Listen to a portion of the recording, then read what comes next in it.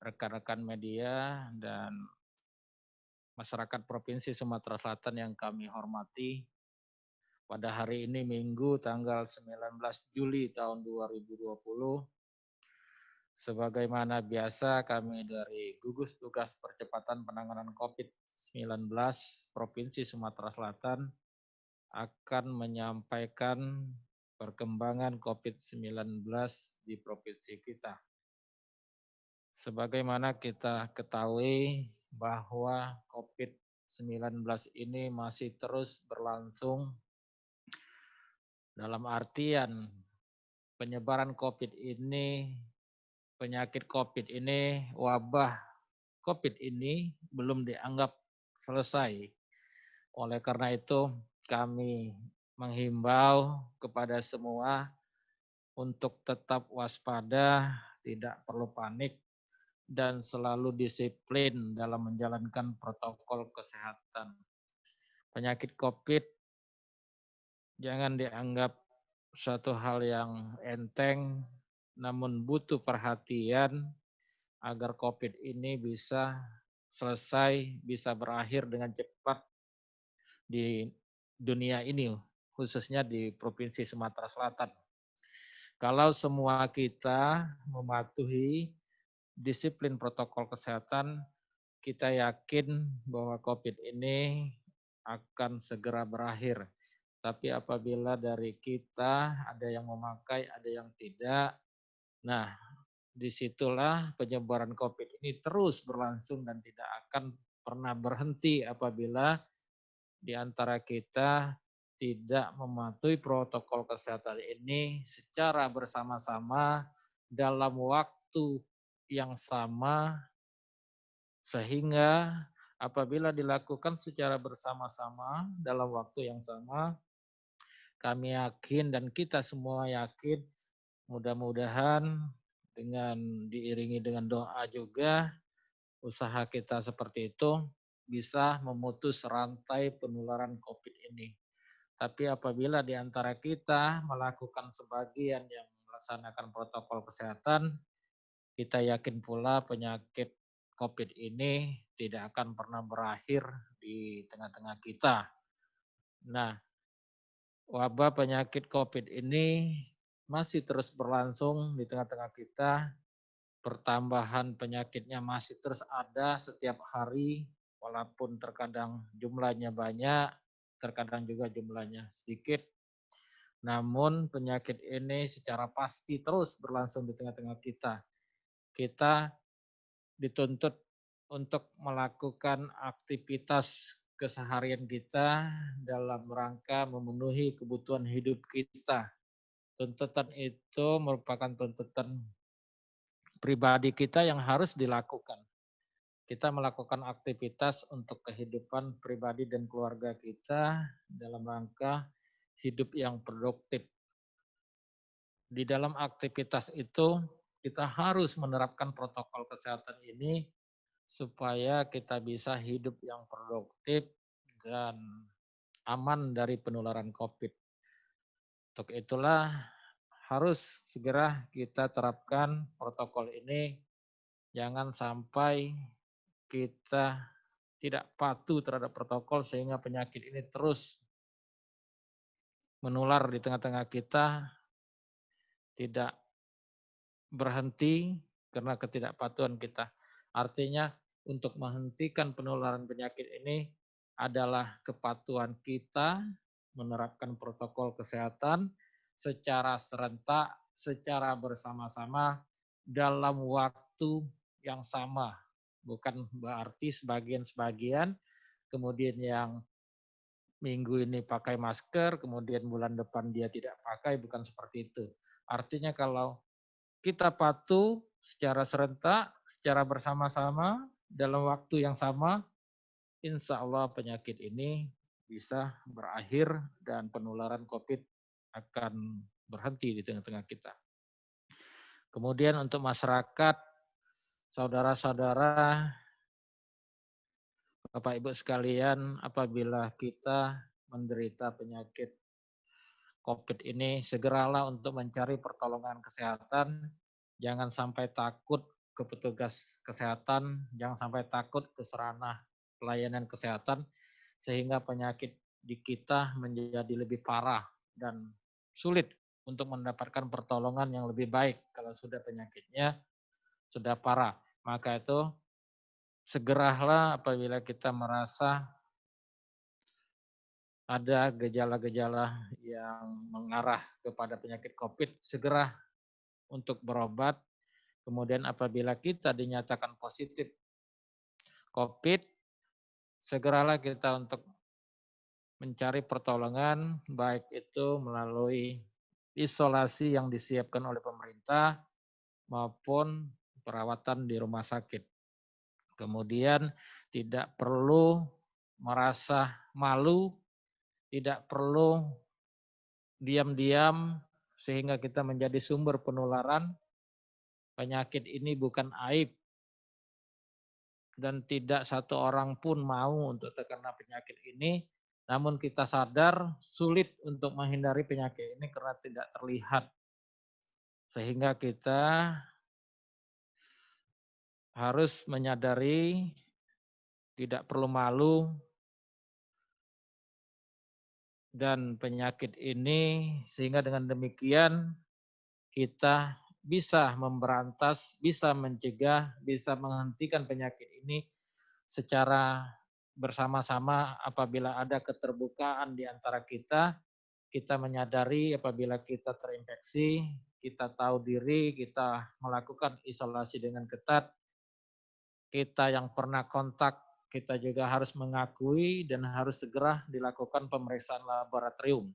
Sehingga dengan kesadaran secara bersama-sama seperti ini, penyakit ini cepat diketahui dan kita yang diyakini menjadi sumber penularan di tengah-tengah masyarakat bisa dilakukan isolasi dengan benar sehingga orang lain tidak tertular oleh kita dan penyakit ini juga tidak berkembang di tengah-tengah kita dan tentunya akhirnya penyakitnya akan berhenti.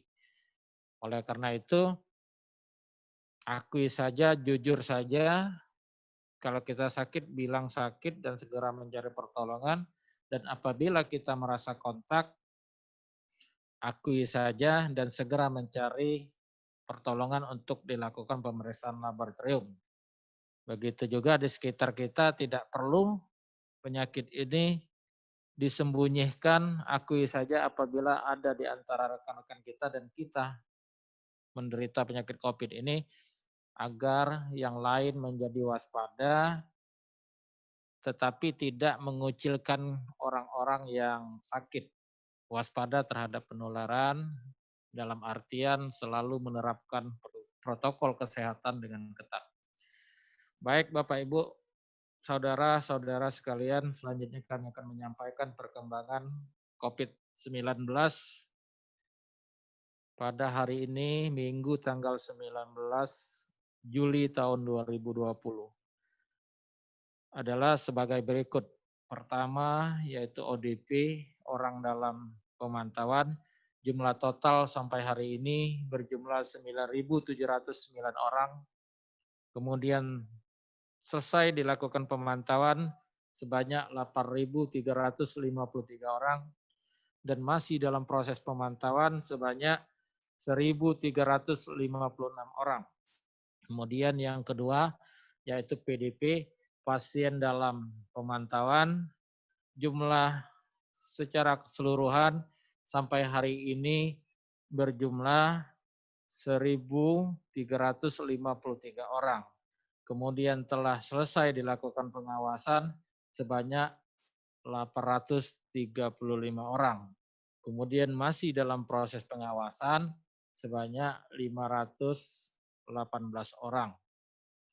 Kemudian yang ketiga yaitu kasus konfirmasi atau yang positif COVID-19 pada hari ini Provinsi Sumatera Selatan mendapatkan penambahan sebanyak 46 orang. Sehingga rincian kasus tersebut sebagai berikut, yaitu Kota Palembang sebanyak 39 orang, Kabupaten Lahad 2 orang, Kota Prabu Mulih 1 orang, Kabupaten Banyuasin 1 orang, Kabupaten Oki 1 orang, dan berasal dari luar daerah atau di luar wilayah Sumsel sebanyak 2 orang. Kemudian penambahan sembuh pada hari ini berjumlah sebanyak 15 orang yang berasal dari Musi Banyuasin 1 orang, Banyuasin 1 orang, dan Muara Enim 13 orang. Sehingga total sembuh untuk yang menderita penyakit COVID di Provinsi Sumatera Selatan sampai hari ini berjumlah 1.413 orang. Kemudian yang meninggal hari ini mendapatkan penambahan 1 orang yang meninggal yang berasal dari Kabupaten Oku. Sehingga jumlah yang meninggal positif COVID di Provinsi Sumatera Selatan berjumlah sebanyak 139 orang. Berdasarkan data tersebut di atas dapat disimpulkan bahwa total kasus positif COVID Provinsi Sumatera Selatan sampai hari ini Minggu tanggal 19 Juli tahun 2020 sebanyak 3.012 orang dan telah selesai sebanyak 1.552 orang dan masih dalam proses atau masih dalam perawatan, masih menunggu pemeriksaan laboratorium menjadi negatif sebanyak 1.460 orang. Demikian yang dapat kami sampaikan. Terima kasih atas perhatian, kewaspadaan, dan disiplin kita semua. Wassalamualaikum warahmatullahi wabarakatuh. Ya, evaluasi perkembangan kasusnya bahwa kasus ini terus bertambah secara kumulatif, walaupun di dalam penambahan kasus barunya setiap hari terkadang naik atau turun. Artinya evaluasi dari kita belum semua menerapkan protokol kesehatan dengan baik, terutama yang berada di tengah-tengah masyarakat, seperti menggunakan masker dan menjaga jarak, serta mencuci tangan.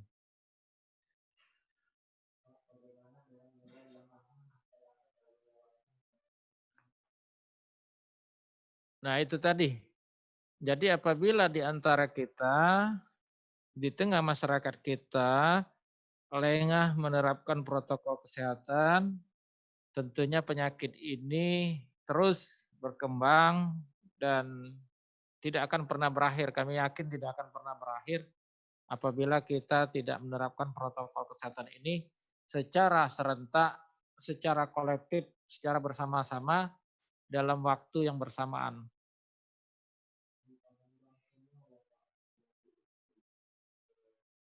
Iya, untuk itu informasi itu ya. Namun teman-teman media sebaiknya tidak menulis yang nama-nama banknya ya. Karena kita dikhawatirkan nanti timbul stigma atau ketakutan di masyarakat sehingga masyarakat tidak mau mengakses pelayanan di bank tersebut.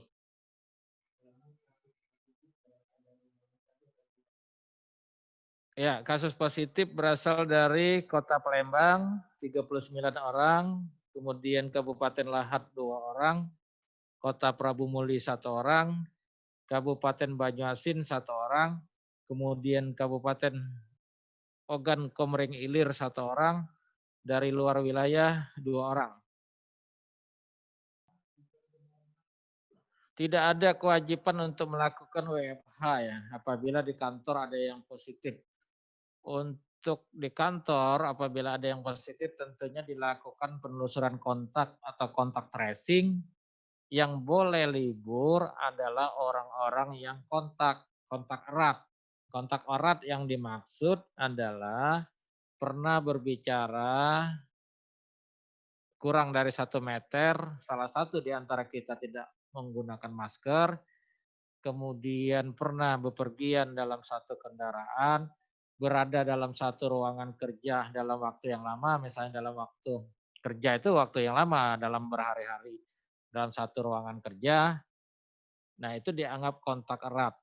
Dan tentu juga kontak erat itu ada waktunya. Waktunya itu yaitu kalau orang tersebut bergejala, waktunya kapan?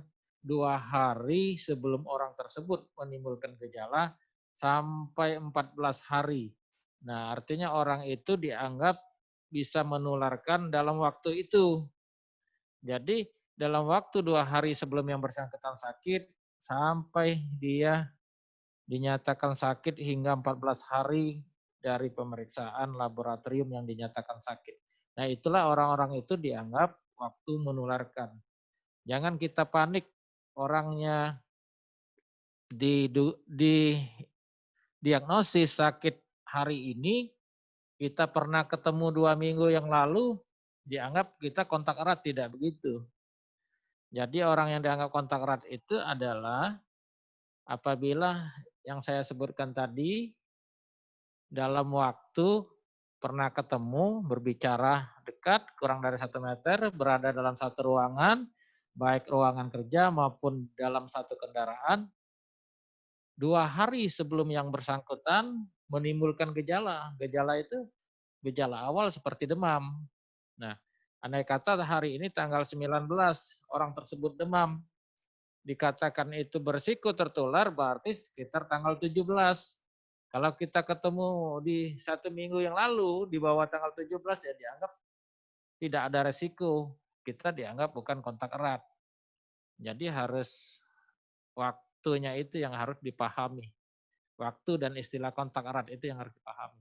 Jadi tidak perlu dilakukan WFH, namun yang kontak erat saja itu untuk isolasi mandiri dilakukan pemeriksaan laboratorium sampai betul-betul dinyatakan clear tidak terinfeksi virus, baru boleh masuk kembali. Satu meninggal dari Kabupaten Oku.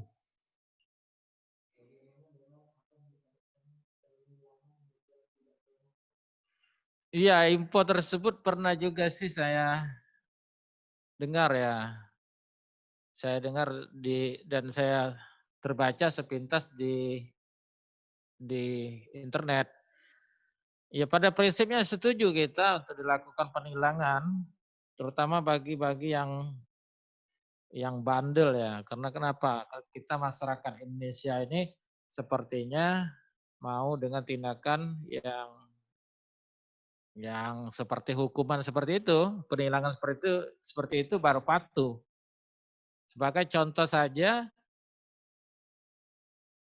orang yang tidak pakai helm di jalan raya, kalau tidak lakukan penilangan ya pasti banyak tidak memakai helm. Ya tentunya saja kami setuju dengan COVID ini ya. Kalau penilangan diterapkan juga karena untuk biar efek jerah kepada semua ada.